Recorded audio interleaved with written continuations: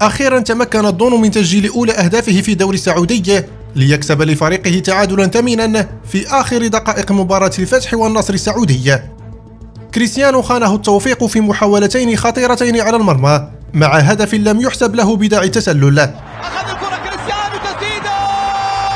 المباراة لم تحمل كثير الأحداث المميزة غير هذه اللقطة، والتي اخترناها لتكون عنوانا أساسيا لفيديو اليوم، في لقطة غريبة ومثيرة من كريستيانو.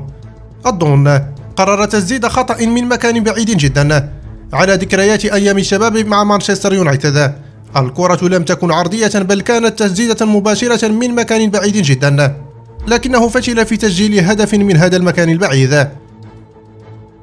من شاهد اللقاء سيعلم أن الضون لم يكن راضيا لا على النتيجة ولا على تضييع الوقت بطريقة مستفزة من طرف لاعبي الفتح.